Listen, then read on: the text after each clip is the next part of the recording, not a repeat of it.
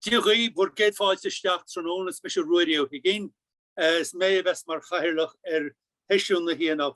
You're all very welcome to this Samhain agus Science event organized by the Dublin Institute of Advanced Studies, School of Celtic Studies. I'm very grateful to my colleague, Dr. Barry Lewis, Professor Barry Lewis, who has done a lot of the heavy lifting in organizing this.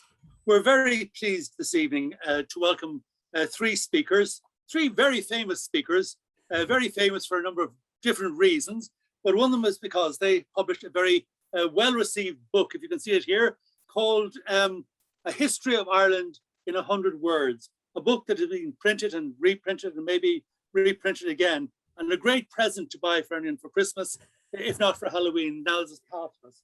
And this is a history of Ireland, looking at various different words, their meaning and their changes through time and where they came from. And this evening, our three speakers, the three authors of the book, Professor Máire Ní Mhaolna of the Department of Anglo-Saxon, Norse and Celtic at Cambridge University, Gregory Toner at the Department of Celtic, Queen's University, Belfast, and Sharon Arbuthnot, now of Fachler na Gaelic, or the Scottish Gaelic Dictionary Project, will speak to us this evening about the ins and outs of Irish words through time. So I'll hand it over to the three of you and leave it there for you. Thank you very much, Rory. Sharon's going to share her screen. That's it. So thank you very much, Rory. It's great to be here, and hopefully our technology holds up for the evening. So tonight we're going to start to look at some words that have come in and out of the language, out of the Irish language. And when we look at the history of Ireland, we see it's 10,000 years since the first settlers reached the island, following the retreat of the ice sheet that covered the country during the last ice age. And for the vast bulk of time since then, the people who lived and died on this island have left no written record of their existence. Only with the coming of Christianity in the 5th century AD was the Latin alphabet introduced, giving the Irish the ability to record their own thoughts for the first time. What languages were spoken during those 10,000 years is largely a matter of speculation, but Irish has been spoken on this island for at least 2,000 years and remained the most widely spoken language on the island until the middle of the 19th century. Records for the language are very patchy before the 7th century, being confined mainly to sporadic recordings of names, such as those written on the Ogham stones, many of which have been magnificently captured in 3D by the Dublin Institute for Advanced Studies. Ireland, sitting as it does on the western extremity of Europe, formed the edge of the known world for most Europeans until Columbus ventured to America in 1492.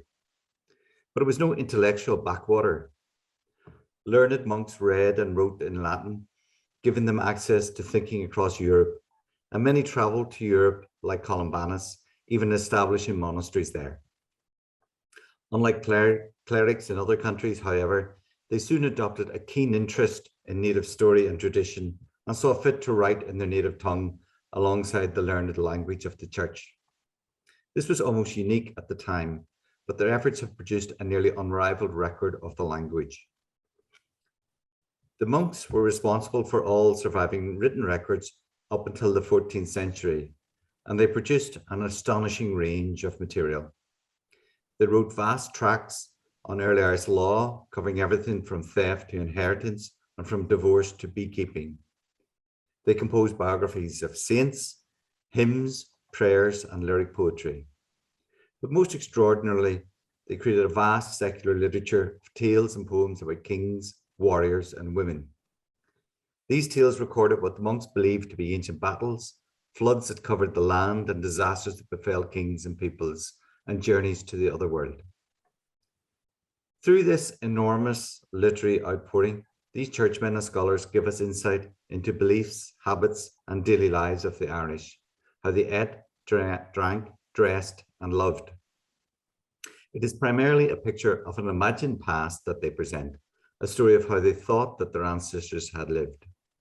But they could not conceal their own wants and desires, their own experiences and agendas from what they were writing. When an author depicts the clothing, weapons, and hairstyle of an ancient warrior, we know that he is using his imagination and his own experience, as well as what he heard in stories, in order to create that image. Most of all, the texts reveal the author's own values and view of the world in which they lived. It is no longer thought that people's view of the world is limited by their vocabulary, or that words betray some invariable racial trait. But our store of words does say something fundamental about our culture and what is important to us.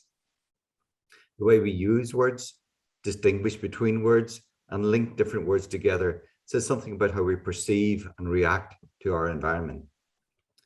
In this talk, we will follow the winding paths of a variety of Irish words to explore the history of the people of this island as they come into the language or fall out of use.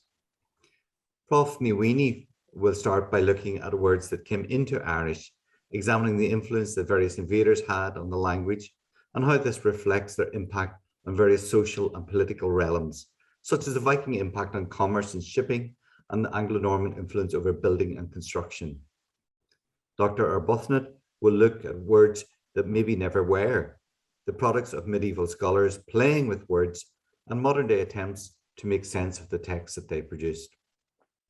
This lies within the realm of the medieval science of etymology, the belief that by examining the origin of words, we can come to an understanding of the essence of the things that sometimes express concepts, the essence of the things to which they referred. And I will be taking a look myself at some of the more curious examples of words that sometimes express concepts that we have no word for in English. We will see some words that have fallen out of Irish, but maybe have an afterlife and could usefully be brought back in. These ins and outs are driven by social and cultural changes, with human intervention to the fore. And in the final part of the talk, Sharon will provide examples of words being formed and brought in to address new concepts, while Maura will highlight words being pushed out into an evolving world, bringing our exploration of the ins and outs of words through time down to the present day. So hopefully Maura is with us. Can you hear me? Yes. Okay. And apologies everybody for the late start. It was my fault. There's some gremlins in Cambridge. But anyhow, and of course, the story of Ireland starts with somebody not very far from here on this particular island. It starts with an outsider, a Briton, namely Padrig.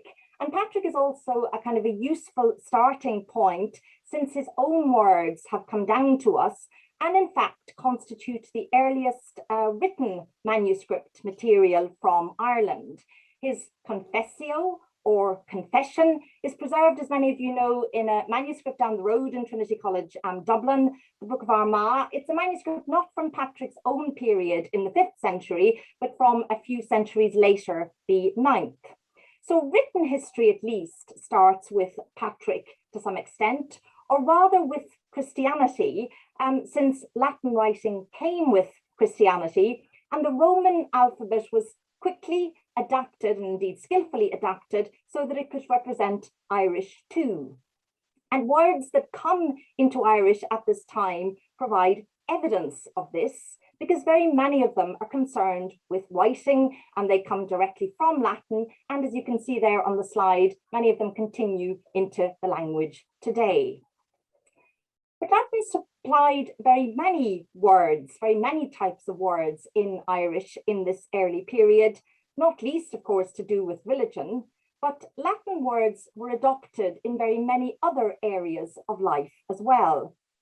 And one of these was Latin castellum, a word borrowed into Irish as cashel, and this denoted a stone enclosure or fort, and of course it survives in the place name Cashel, County Tipperary.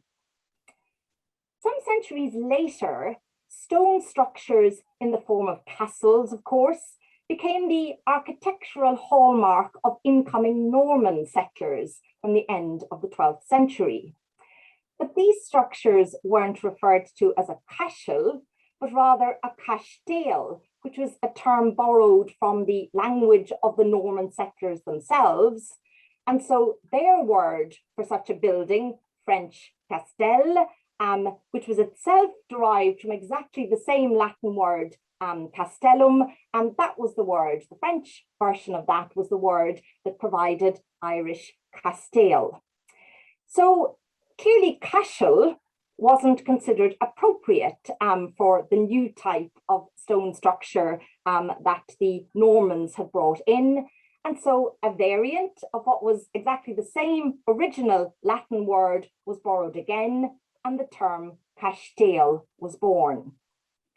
And as you can see on the slide, it's but one of a number of words borrowed into Irish from Norman French to do with building, including words like corbel, mortar, and the like, and of course the all-important as well, tor, the tower or the turret. So clearly transferring construction skills involved moulding words as well as bricks. So in the case of cashel and castell, we can see that the same word was borrowed twice in different contexts to refer to different kinds of the same thing, as it were. So in other cases, a word was borrowed into Irish for which the Irish already had a particular term. And this process too can be revealing. So to give an example, in the early period, a peacock in Irish was referred to as geasochtach, so literally a screecher, alluding to that bird's particular sound. But the Normans again introduced the Irish to such delicacies as peacock pie. And when the bird's taste rather than the sound of it became an important feature, then another word was borrowed into Irish, namely the term peacog, and this too was likely a borrowing from French or perhaps from English. So what we see in the shift from geasochtach, the word for peacock, to the word peacog, we see that the change here reflects different experiences with this particular exotic bird. So why might additional words have been borrowed for objects, for concepts that were run-of-the-mill, that were very, very common? As many of you will know, as all of you perhaps will know, the regular word for window in Irish still today is fimóg, a borrowing from Old Norse vindauga, wind eye, the same word, of course, that gives us English window. The English word was first recorded in the meaning an unglazed hole in the roof. And the earliest Irish attestations of the same word show that this type of window in early Ireland, so a fimóg, was also conceived of as a hole in the roof. Early Irish houses were round wattle and daub structures with a fire in the middle of the floor and a hole directly above it to let out the smoke. So this was a fimóg, according to a 9th century tale, the Battle of Moytira, and the tale gives us that, indicates that to us very, very clearly, because it describes how a giant, Balor, lost an eye one day when druids were cooking up magical potions inside a house. Balor was curious to see what was going on, so he looked over the window, he looked past some finoig, as the text tells us, and then the poisonous concoction drifted into his eye and blinded him. So he must have been sitting on the roof, and the finoig must have been there, the hole in the top of the roof. And how the fimóg differed from a native Irish word for window, forleas, which is literally an overlight, and so presumably also some kind of hole in the roof, is difficult to gauge. But as architectural styles developed, the meaning of forleas was adapted, and it's used to refer to a loophole in a Norman castle. Such castles, of course, also had windows, often referred to by a term originally from Latin, fenestra, which also survives into modern Irish as fenestr. So like castellum, the Latin word for window was borrowed twice into Irish. The earliest form is shenestr, and this was often used for a glazed window. And again, here too, it's context that provides the detail. A famous fomenter occurring in medieval Irish literature that many of you will have heard of is Bricru, and his epithet, poison-tongued, was very well earned. And his fellow Ulstermen, they wouldn't let him into the feasting hall because he would incite strife, And so he was banished to a kind of a medieval conservatory overlooking the hall.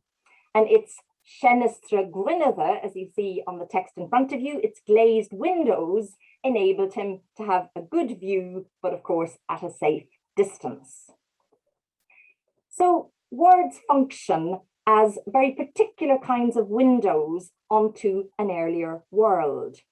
And loan words in particular show an intense and continuous level of engagement with various peoples, and in the case of Latin, with a learned sphere. And as is to be expected, this influence went in both directions and often in surprising ways. Vikings, masters of the sea, bequeathed nautical terms to Irish and of course other languages, words like boat, alongside terms for anchors, oar holds, ropes for hoisting sails, and the like. The Irish word for ship, rung, was borrowed into Norse as well as Norse lung. Of course, it may have referred to a different kind of ship for which Vikings had no term.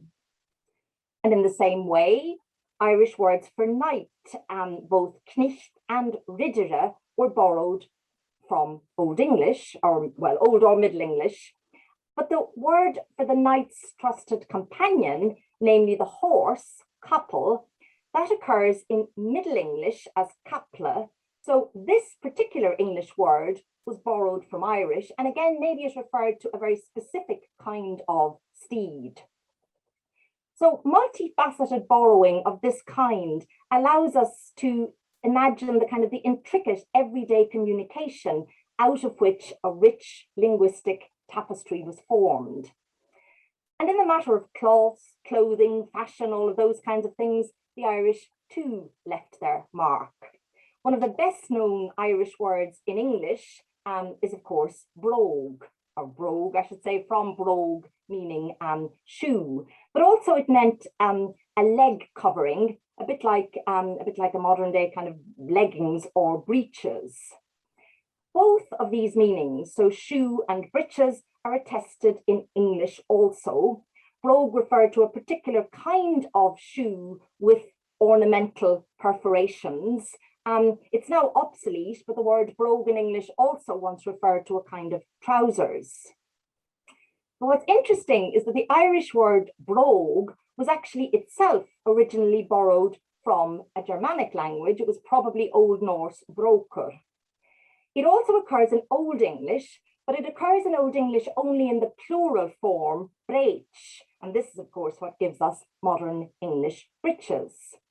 So brogues and breeches are etymologically intertwined, and a word borrowed into Irish in the Viking period was borrowed from Irish into English much later, the words in question illuminating very, very well how these languages and indeed then how these cultures were intertwined. So the many words from other languages borrowed into Irish and Irish words adopted into other languages are testament to tangible connections across cultures and down through time. Far from being isolated, as Greg mentioned, Ireland and Irish was at the heart of this vibrant social and cultural exchange. For as long as we have evidence, then the Irish, or at least those with access to writing and learning, have shown themselves to be keenly interested in words, in their own and in those of other cultures with which they came into contact. Indeed, in the old Irish period, a great deal of energy was expended in the construction of semi-alphabetical glossaries, which offer insights into the meanings and origins of mainly nouns and adjectives, but also a few verbs and proper names.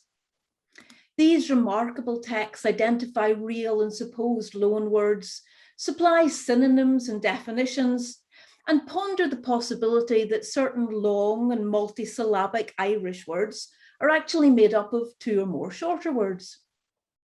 Early Irish glossaries make for fascinating reading today, but they're also a source of much puzzlement and confusion. Since many of the words in these glossaries are not known from any other texts, the claims made in glossaries can't always be verified. And we're sometimes left wondering whether we have before us an obscure, obsolete, or otherwise lost treasure of the language, or whether perhaps we should be wary about taking what's claimed in texts of this kind at face value. Moreover, given that most glossary entries are very brief and that full sentences are rarely found, there's always the possibility that 1,000 years or more after this material was composed, we as modern readers entirely miss the point being made and invent Samhain-worthy ghost words for ourselves. The uncertainties that surround early Irish glossaries are largely bound up with the fact that the medieval concept of etymology was quite different from the way in which we explore the origins of words today. From the Latin writings of Archbishop Isidore of Seville, who died on the 4th of April in the year 636, Irish scholars learned that language could be approached philosophically, that one might probe the essence of a word by associating it with other words which were similar in sound and sense. One creative contribution from around the 10th century suggests, for example, that Irish conor, a path, might be conceived of as a combination of kinnair, without grass, or kinnar, without ploughing. This, of course, has nothing to do with the real derivation of the word conor, rather two phrases which roughly resemble the word in sound and have some kind of relevance to it in meaning are used to probe the essence, as Isidore put it, of this term for a path. It hardly needs saying that it takes a certain amount of creativity to produce glosses of this kind, and there's obviously scope for experimentation and more adventurous kind of wordplay, depending on the inclination of the glossator in question. At this distance, really, it's very difficult to know for certain how any medieval text is intended to be read, to know the tone of a piece of writing. But if we look at the explanation offered for the Irish word bor, we have to wonder just how the author or the audience might have responded to the thought expressed here. The suggestion is that Irish bor, which means swollen, comes from the Latin word for an elephant. So is this a scholar earnestly working away at the etymological task in hand? Or do we maybe catch a glimpse there of 10th century Irish humour? At the very least, this little text on bor kind of illustrates how a degree of lateral thinking is sometimes required to connect the sense of the gloss, the elephant, to the meaning of the head word, which is swollen. And with that in mind, I just wanted to look at a medieval gloss, which seems to make an appearance in Irish media at this time every year. The term in question is Boobshock, and it's recently found fame in tweets and blogs and podcasts, where it's been described as an obscure but incredibly badass medieval Irish word, meaning to kill or put someone to death twice. The ultimate source of all of this, I have to say, is the Dictionary of the Irish Language, though to be fair to the original dictionary editors, the entry on to Boobshock that you see in the top left there is preceded by a question mark, and it does say explained as killing or putting to death twice. Nevertheless, the dictionary entry has sort of taken on a life of its own. It's even generated speculation that the word could have been a reference to a legal concept akin to double indemnity, or come from a story in which something had to be killed twice, or from some horrible event that the survivors wanted to make sure was never remembered, or that it's just a mistake in some teenage monk's homework from over 1,000 years ago that got included in a 20th century dictionary by accident. In truth, I don't know if any of those scenarios is likely to resolve the riddle of Boobshock. The glossary entry, which has attracted so much attention in the 21st century, suggests simply that this word Boobshock comes from a combination of Latin bi, meaning twice, and Irish word bas, meaning death. Now, one of the ways in which we know Boobshock from other medieval Irish sources is as a man's name. And just before he began to hold forth on Boobshock, our glossator has been telling us how a criminal deserves to be put to death twice. It seems just possible then that with Latin bi, meaning twice, and Irish words for death still in mind, someone with a fine sign of instinct for wordplay saw an opportunity to probe the essence of the man's name, Boobshock, through by Bas, twice death, and to further justify the etymology by claiming that a man of this name had killed twice. We'll probably never be entirely sure what's intended by these few words of centuries-old text. What is certain is that we can't take Boobshock as meaning putting someone to death twice, any more than we could take boar to mean elephant or connor to mean without grass. And while we might lose a badass medieval Irish word, which paints the past as a strange world of unnatural and impossible things, by taking another look at Boobshock and its glosses, we gain insight into lively intellect, actively engaging with language, playing and punning, and still, of course, challenging us today. When working with early Irish, then, it's important to be wary of inviting in ghosts, of accepting too easily words that maybe never were. And when reading glossaries in particular, it pays to be slightly suspicious of words that don't turn up elsewhere. And having said all of that, I want to leave you with a few glossary words which may have gone out of the language, which is to say that they might be early obsolete terms, or which may never have been properly in the language in the first place, for they appear just once with comprehensive definitions, and they leave us wondering whether the medieval Irish ever actually made use of these words, or whether there are clever word plays in operation here, which are simply lost to us now. As food for thought then, and hopefully a little light relief, I give you Dúthach, which occurs once in Cormac's glossary, with the explanation that this is a name for the pain which is caused by two thighs rubbing together while walking. Hold on. The same text has numerous terms which enable us to refer precisely to different types of male pattern baldness, or maybe monk's tonsure. Rach, bald from the forehead to the crown, rank, bald at the temples, and so on. And for the season that's in it, I have to include Rochida, which is found in the late 17th century O'Clery's glossary, where it's said to denote the speech or word of a dead man. Greg, I think, has some more. Yeah, I'm going to talk now about, I think we're all interested in words. Certainly on this side of the camera, we're interested in words, and we spent a long time doing research into them. And I think what tickles our fancy from time to time is those really unusual words that mean something in one language, but you never find anything quite like it in other languages. So the word luscud, iscud, is a good example of this. It does have an English term. It's called a popliteal space, but I don't think any of you will ever heard of that before. The Irish term here is iscud, just means the hollow at the back of your knee, which is probably a part of your body that you never thought that you particularly needed to make reference to. But there are lovely phrases coming out of it as well. When they say "Beme sna hiskati," or I will be in your hollows, in the hollows at the back of your knee. And in other words, I'm going to follow you so closely behind, you'll feel me in the hollows at the back of your knee. A great little phrase. Interestingly enough, it goes back to a word for the back of your thigh, for your ham. At the back of your thigh, and we come across this in the early literature in reference to Cuchulainn. Cuchulainn suffers from this warp spasm in which he goes berserk. He's enraged with fury, and his whole body turns itself inside out and upside down. And one of the things that they mention is that the iscudi, these hams, turn round and start facing the front of him. Another word that we have is fatu. Fatu is a word that means to slap your arms across your body in order to keep yourself warm.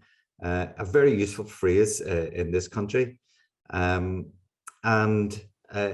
it seems only to occur twice in the earlier language in Old Irish sources,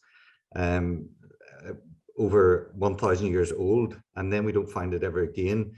And there it has a slightly different meaning. It's about waving arms, but it's about waving arms up in the air as a warning, rather than waving your arms to warm yourself. And it also occurs in a very nice little phrase in modern Irish, fatú na súil, which is the waving of the eyes, in other words, blinking as well. Another one of my very favorite words is the word acholu in modern Irish.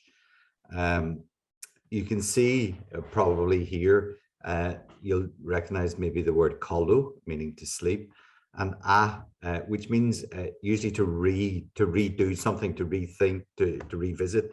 It's a slightly broader sense in Irish, and it often just means the second.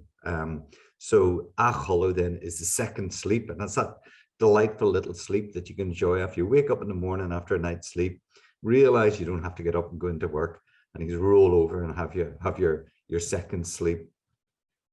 The best part of the morning.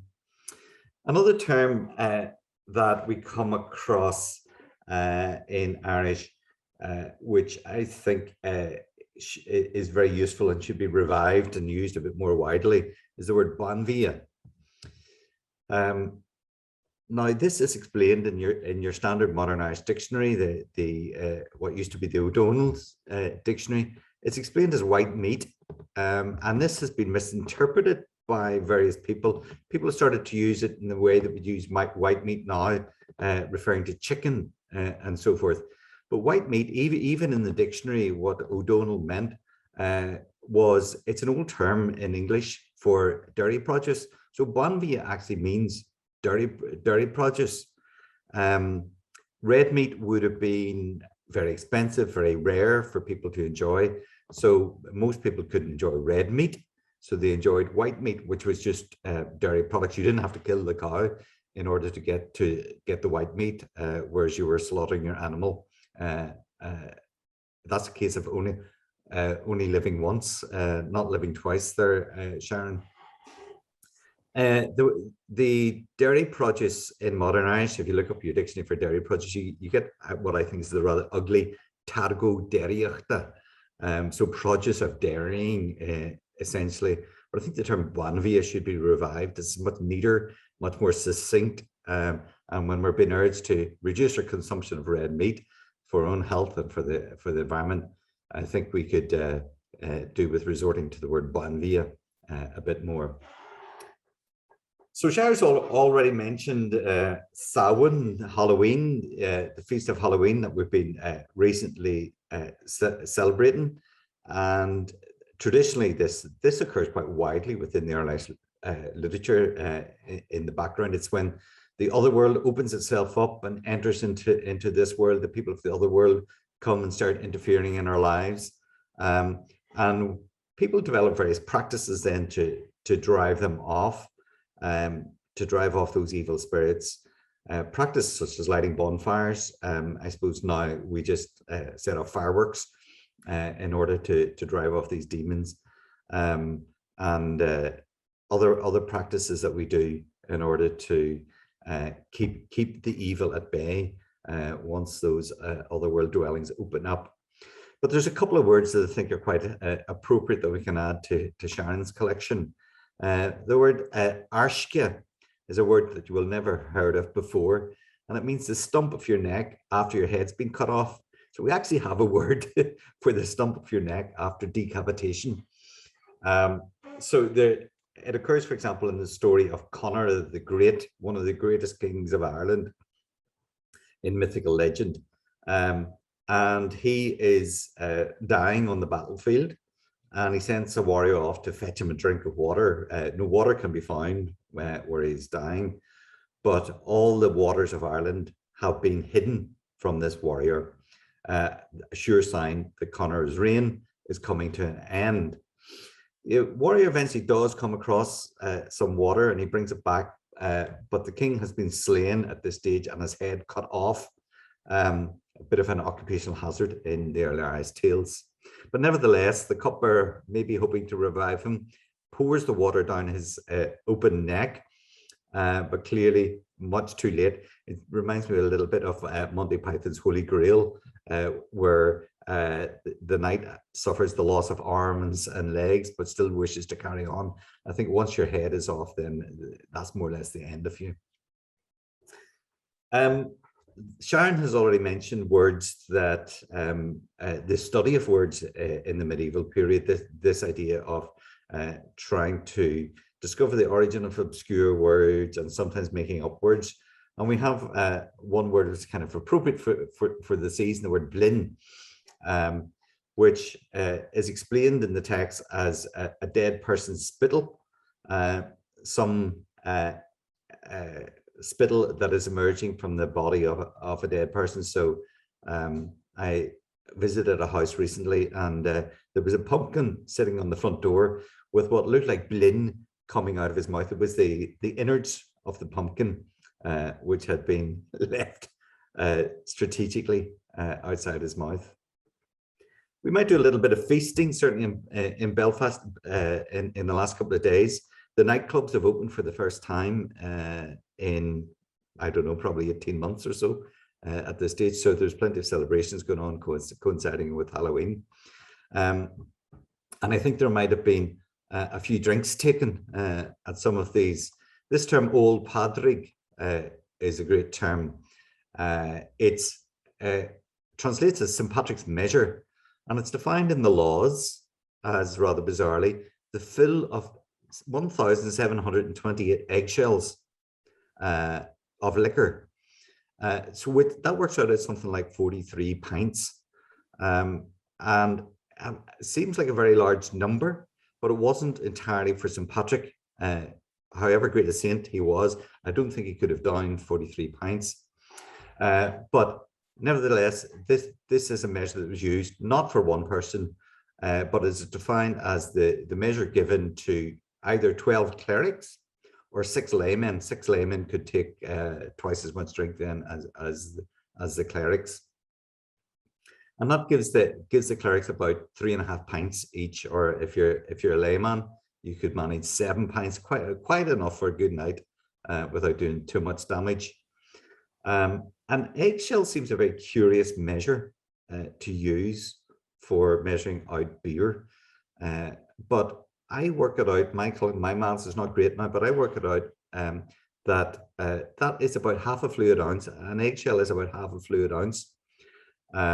So 12 eggshells, which is what they talk about in the law tracts. The 1,728 comes from 12 by 12 by 12. Do the sums and you get 728. So 12 eggshells would give you about 1/3 of a pint. So that's your measure. Don't be too disappointed at being your beer being measured out in eggshells. I don't think they would have actually practically done that. It's like following a recipe which asks for 8 fluid ounces. Just think of it in those terms. We sometimes get very irate about the debasement of language, giving out about the latest Americanism or some slang term, but things are not always quite as they seem. If we take the word for car in modern Irish, we've got 2 words. We've got glúisteann and we've got car.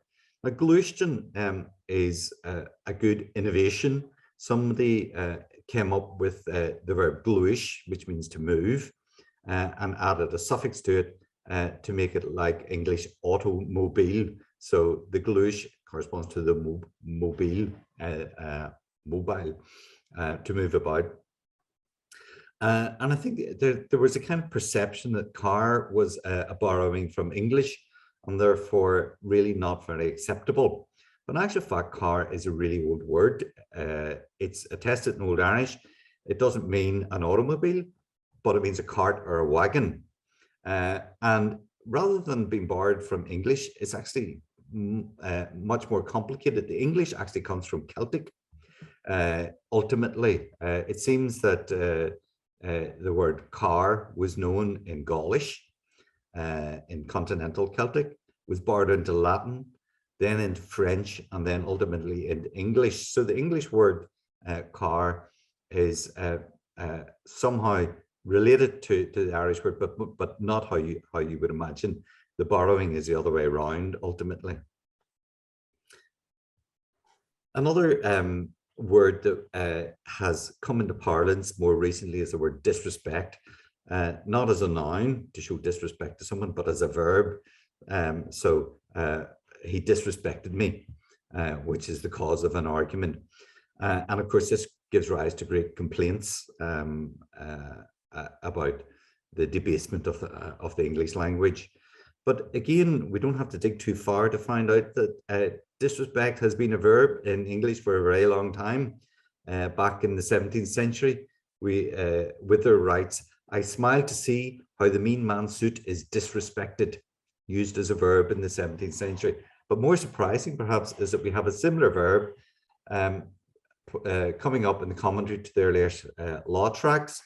This verb, dividere, and appears in the Dictionary of the Irish Language, where it's defined as shows disrespect to, but we could just have it as the verb disrespect. Another term that's come into parlance more recently, I suppose, is, a term that we could bring in more recently with the age of the internet, social media, the growth of conspiracy theories, etc. We actually have a term found in the 12th century, which means to become ignorant and vichy. It makes it to become stupid. So instead of actually becoming wise with age and so forth, we become stupid, we become more ignorant.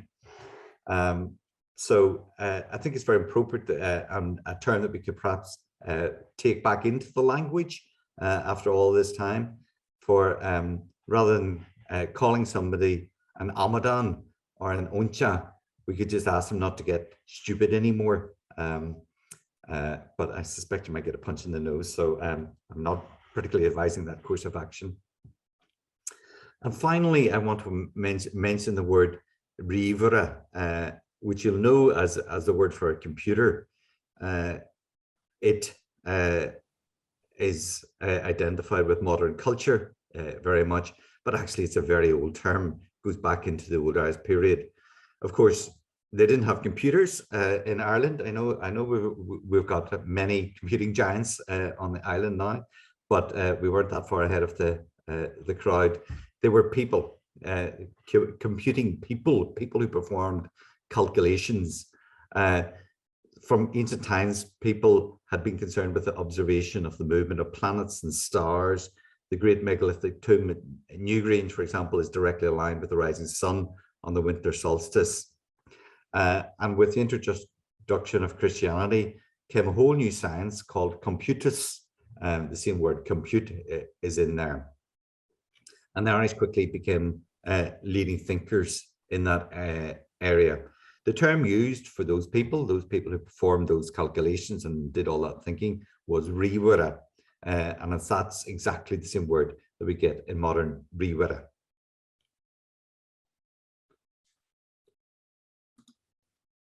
One of the first major lexicographical resources to include modern Irish rivera in the sense computer was the supplement of additions and corrections to the English-Irish dictionary published in 1978 by Tomás de Waldre. Amongst other aims, de Waldre set out to address the issue of what he himself described as a superabundance of conflicting terms generated in the decades of great technological innovation at the end of the 19th and start of the 20th centuries. To give some sense of the scale of the problem, he himself cited no less than 18 different ways of expressing the concept of a telescope, including Cian Durcan, a device for looking into the distance, Súl Glóine, sort of literally eyeglass, and various spellings of telescope. De Waldre's work then had a standardizing effect as, guided by advice from experts in various fields, he managed for the most part to provide a single Irish language equivalent for each English language headword. But his efforts meant also that many Irish technological terms generated around the turn of the 20th century were possibly never used in a sentence. Looking back at some of the specialised word lists which were published around that time to advocate for particular items of new vocabulary, we sense not only the industry of those involved, but also their considerable linguistic ingenuity. Lengthy lists of terms pertaining to electricity, telegraphy and telephony were drawn up by Father Peter O'Leary and Sean Mullen. Some of the latter's terms can be quickly grasped. Scale's a long-standing Irish word for a story or a piece of news, so it was suggested that scéalán might be used to mean telegram, a document that brings news. But Mullen coined also a number of more bizarre terms. Líneill, proposed as Irish equivalent for English graph, was formed by blending together the word líne, a line, and jollibh, a shape. And something like macalog was a word intended for a gramophone. It was devised from macala, a word for an echo. Somewhat regrettably, Líneill, a graph, macalog for a gramophone and the like never caught on. But occasionally the word lists of those early terminologists mark a first step towards the introduction of a new word which persisted in the language. In 1899, Peter O'Leary suggested that while reading a medieval Irish tale, which had been published by Standish O'Grady in 1872, he came across a description of horses being ridden furiously in pursuit of an enemy. At one point, the air behind the galloping horses is likened to spunk avloch, sparking tinder. The medieval author of the passage was thinking, of course, of friction produced by the hooves hitting the ground, and O'Leary suggested that avloch, or sparking, ought to be the basis of the Irish term for electricity, a growing phenomenon in Ireland since the 1880s, when the first public electric street lamp was installed outside the offices of Freeman's Journal on Princes Street in Dublin. Mullen later suggested that avloch might serve best as an adjective meaning electrical, and avlish could be used for electricity.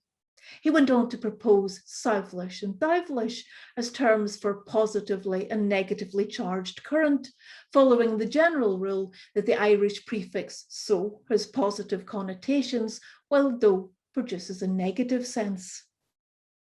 Looking back at the early 20th century attempts to link contemporary technological terms to the Irish language of the past, we inevitably think also of once current words and phrases that didn't survive into modern times, even though the items to which they refer are still in use today.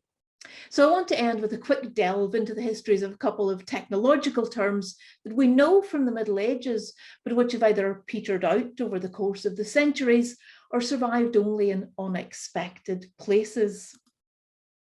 One concerns the mousetrap. When the author of a Middle Irish religious commentary on the commandments wished to make the point that the covetous man pursues wealth, just as the mouse loves the food in the trap, he employed the word fidchat for mousetrap. This compound means literally wooden cat, and it actually corresponds exactly to a term found in Old Norse, also in a religious context, when the image of Satan is being crushed by the falling cross is compared to a mouse in a mousetrap. The Old Norse version is found just once, actually, a fact that's caused some people to wonder whether it's actually another linguistic gift from Irish to Norse. Whatever about that, though it makes only an occasional appearance in the sources that we have, fidchat must have continued in some quarters into at least the 18th century. Interestingly, one of the last glimpses that we have of it is from Gaelic-speaking Scotland, where it's included in an early dictionary of the language compiled by the poet Alexander MacDonald and printed in 1741. The listing for fidchat in Alexander MacDonald's dictionary serves as a useful reminder of the potential of modern Scottish Gaelic as a vehicle for the preservation of terms for which we have attestations from early Ireland. And the point's brought home by the unexpected appearance of a form resembling the early Irish term for a pair of compasses in relatively recent Scottish Gaelic word list. Translated compass or compasht are generally used in Irish and Scottish Gaelic today to denote a pair of compasses, but there was once a simple, transparent name. Based on gavel, a fork, and rin, the point, gavelrin was perfectly suited to convey the idea of a device consisting of two arms, one of which ends in a point. The examples of this compound documented from Irish sources seem to date from around the 12th century or the 10th century or earlier.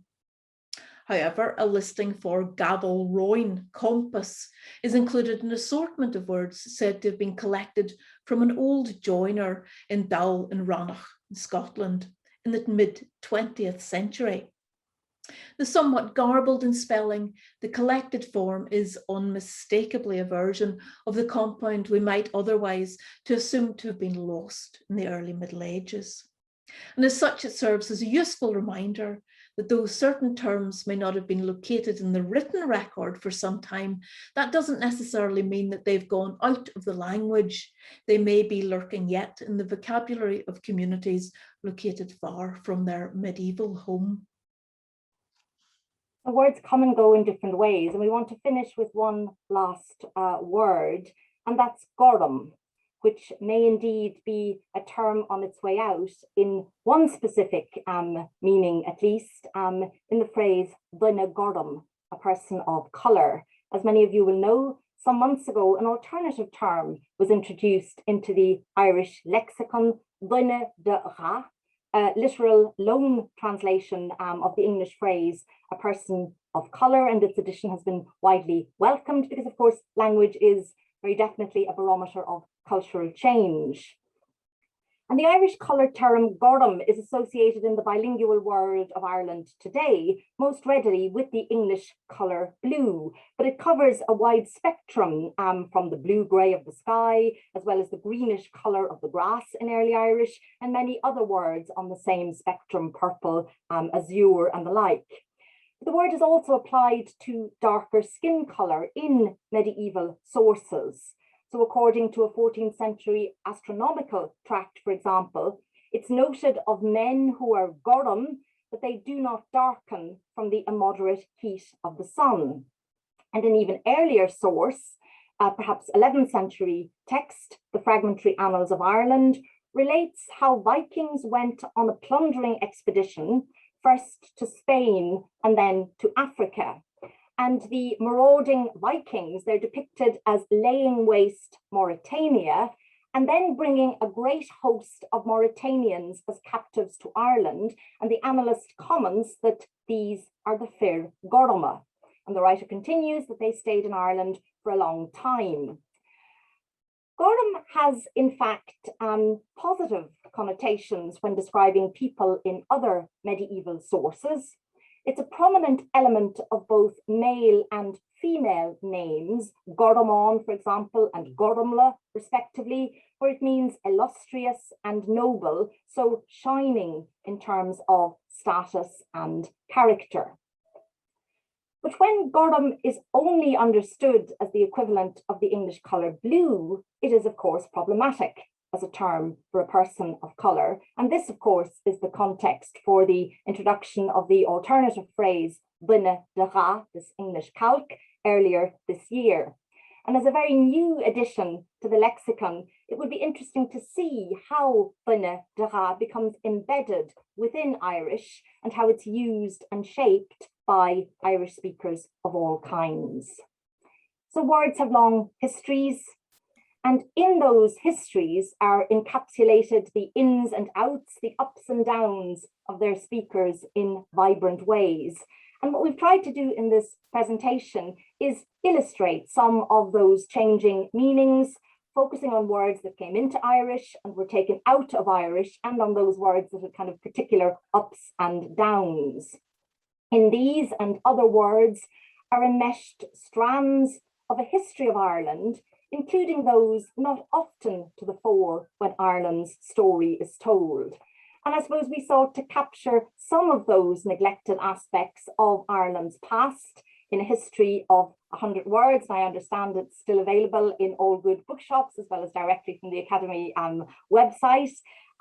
But we also since then have looked at a number of other words. We, as some of you may know, we spoke about 30 further words in a weekly podcast, which was produced in association with the Museum of Literature Ireland. Again, you can still tune into that. And I just wanted to finish with one last ad, as it were. Resources for teachers and school pupils in both Irish and English versions are in preparation. They're going to be hosted, they deal with words, they're going to be hosted on the Royal Irish Academy website. We'll spread the word certainly about these in due course. And in the meantime, I suppose we would leave you with the resource with which all this started. And just to point out to you again that there is much, much more to discover in the electronic dictionary of the Irish language about the ins and outs of Irish words through time. Thank you very much. Well, gorum míle maith Wáide, gorum míle maith Sharon, agus Greg. Thank you all very much for a fascinating talk.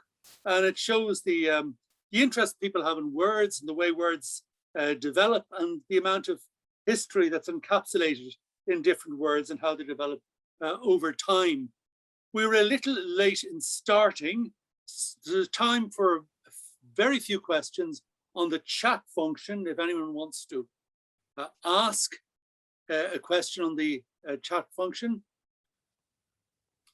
The last point you made, Maud, was very interesting about the positive connotation of the word gorum, because it's used, of course, in epithet very commonly, especially in Scotland, in the McDonald's. The Donald Gorum is, there's several people of that name.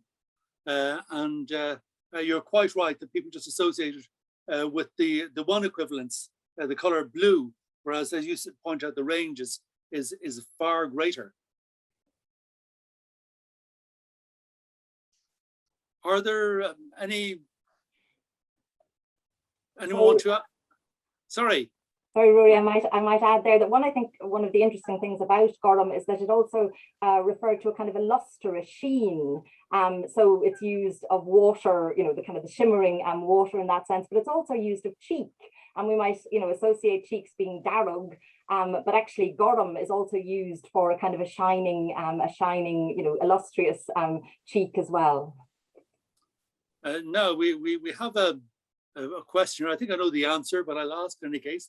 Would the Firu Hurma have any relation to the Tuareg people of Northern Africa who traditionally wore blue? I think there's no evidence for that. Is my own maybe my colleagues would my colleagues would want to jump in, but no. Right. And another question here from Catherine Thier. Did gorum interact with Old Norse blómaður at all? You mentioned the Vikings. Again, well, sorry, I'll turn on my mute in a minute. I think that's a really, really interesting question. I think what's behind both terms is actually the same kind of semantic, context, as it were. It's not that one is you know, directly from the other, but they both refer to the same you know, the same kind of spectrum and the same kind of sheen and the same, you know, nobility and illustriousness as well. Yeah. Yeah, another, of course, similar adjective that is difficult to map down in English is gloss. And you know, it's again a wide range. Doesn't always mean green, can mean grey, and can mean sort of bluish green and azure and various other different colors. So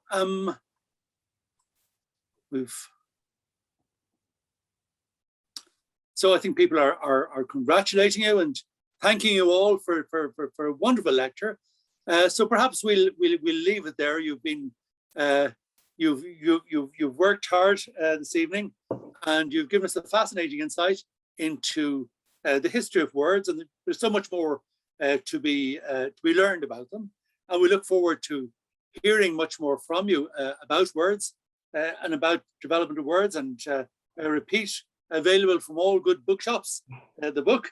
And it is really a fascinating read, and should, you know, excite people to go and look at EGIL and to look at the website and the information that's put up there daily or on a weekly basis, and to inform ourselves about the words we use, how we use them, and where they came from. So if that's all right, we'll perhaps leave it at that for this evening.